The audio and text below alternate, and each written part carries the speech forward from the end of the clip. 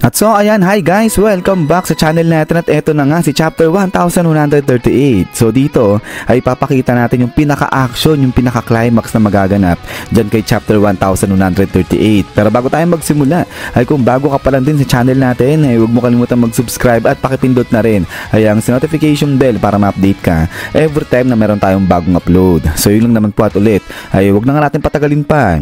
Simulan na natin yan at dito nga yan magsisimula kay Shamrock at pati na rin kay Prince Loki. So nung sa nakalipas na chapter ay eto nga nakita natin na bagsak etong si Prince Loki, nawalan siya ng malay dahil nga sa mga ataking ginawa sa kanya ngayon ni Gunko.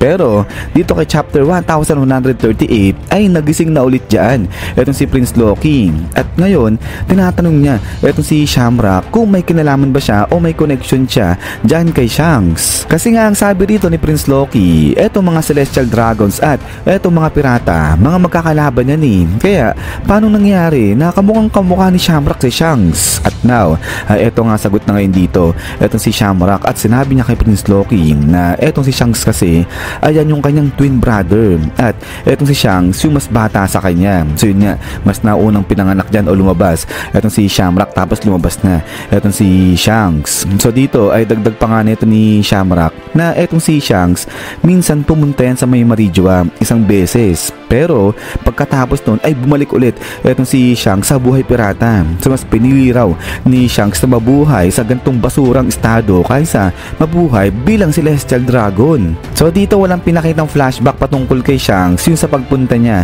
dun sa may Marijua at yung pagpili niya na maging pirata na lang kaysa mabuhay bilang isang celestial dragon. So ano lang yan, talagang purely dialogue. But then ay pagkatapos nga sabihin ni Shamrock kay Loki itong mga bagay na to ay biglang natuwa etong si Prince Loki at sinabi niya nga dyan, aba biruin mo nga naman maganda to kasi ngayon parehas na dito sa magkapatid na to, dyan na parehas may sama ng loob etong si Prince Loki. At now dagdag pa ni Prince Loki na maghihiganti siya dito kala Shamrock dahil sa ginawa nila dyan sa mga alaga niyang hayop o sa mga kaibigan niya na mga hayop. But then ay eto nga sabi ngayon ni Shamrock, tinatakot ba siya na ito ni Prince Loki? So dito sagot na etong si Gunko, sabi niya nga dyan, boss, di mo na kailangan pag-aksayan pa ng oras yung tao na yan o yung higante na yan, sabi niya ganyan.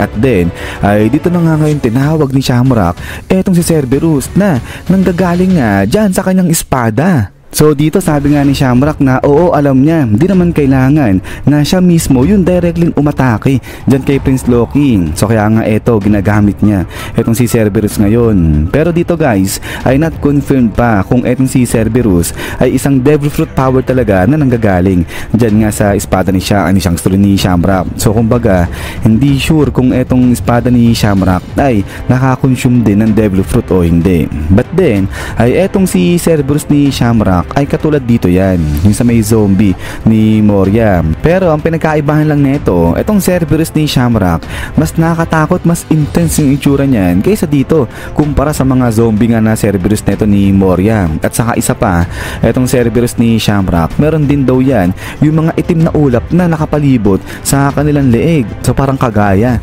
dun sa 5 elders natin nung transform sila sa kanilang pagiging demon mode ay di ba nga meron din sila mga itim na ulap sa kanilang mga leeg. So ganyan lang yung katulad nito nung sa Cerberus ni Shamrock. But then ay pagkatapos nga nito ay dito naman sa kabilang banda etong si Gunko ngayon ay gumawa siya ng isang napakalaking ibon gamit nga itong kanyang araw-araw na ability. So eto yung sasakyan nila para umalis na nga dyan sa may Elbaf. Pero bago umalis etong dalawa ay etong si Shamrock, inutusan niya etong si Cerberus at sinabi na etong mga ulo ni Cerberus mag-fly away sila dito sa kanilang katawan. So ibig sabihin alisin ni Cerberus etong kanyang mga ulo dito sa katawan nila. So kaya naman dahil dyan dali-dali ay nag-fly away nga, tinanggal na ni Cerberus etong kanyang ulo dito sa katawan niya. At etong si Shamrock naman ginawa ng espada ulit etong katawan dito ni Cerberus. At sa pagkatapos niyan ay dito na nga sumakay sa ibon etong dalawa na to. So dun nga sa ginawang ibon nito ni Gunko gamit yung kanyang araw-araw ability. At sa pagkasakay nga nila sa ibon ay dito ngayon sinabi ni Shamrock kay Prince Loki na kung makakasurvive eto si Prince Loki dyan sa ulo ni Cerberus ay sige, gawin ni Prince Loki yung kanyang paghihiganti rito kay Shamrock at hihintay niya itong si Prince Loki at siya mismo, itong si Shamrock mismo yung lalaban sa kanya.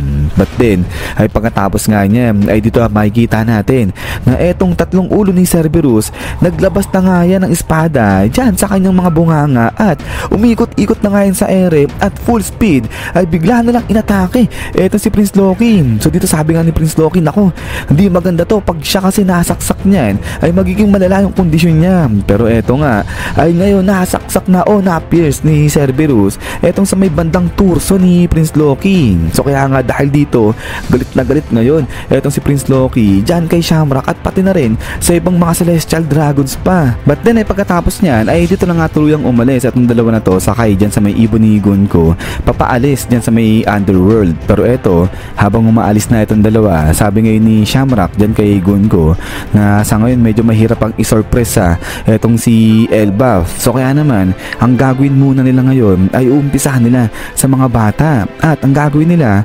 kakapture nila yung mga bata dyan sa Elbaf. So grabe matindi, mangingidnap pa ng bata etong sila Shamrock at ngayon inuutusan niya etong si Gunko na magtawag pa ng isa. So eto sabi ngayon ni Gunko, sige, sino yung gustong tawagin ito ni Shamrock? So ibig sabihin isa o panibago na naman na God's Knight yung pupunta dito sa may Elbaf para tulungan etong sila Shamrock. But then ay pagkatapos niyan is yan guys, so hanggang dito lang etong video natin na to. So grabe matindi etong sila Shamrock. So etong mga Celestial Dragons parang sanay na sanay sila yung mangingidnap yung kukuha ng mga tao. So dito kukidnapin nga nila Shamrock yung mga bata dyan sa Elbaf. Pero yun guys, ay hindi ko muna sinama na rito ito yung sa side nila Frankie at saka nila Robin kasi parang same lang yun sa spoiler natin, kung ano yung sinabi sa spoiler natin ay ganoon din yung mangyayari kala Frankie at saka kay Robin. So si Frankie na doon sa may mural kasama niya si Ripley, tapos si Robin ay translate niya nga yung highly text na binigay sa kanya ni Saul. Tapos yung doon naman sa side nila Luffy na sinasabi nga ng mga higanting nakita nila na si Shanks yung umatake sa kanila ay hindi pa rin makapaniwala nga si Luffy at dinedefend niya si Shanks ngayon. Sinasabi niya na hindi yan magagawa ni Shanks. Pero yun nga guys, ay sa may full chapter nito ay dyan na lang natin sila pagtatagpi-tagpin o isasama-sama. So dito ay climax lang muna yung pinaka-action na mangyayari yan kay chapter 1138. But yun nga guys ay ulit ay maraming salamat sa panood dito sa video natin kay One Piece. At ayan, kung matripan nyo ay huwag nyo kalimutang mag-iwan ng like. So yun lang naman, so lagi mag-ingat. God bless nyo lahat at kita-kits tayo ulit.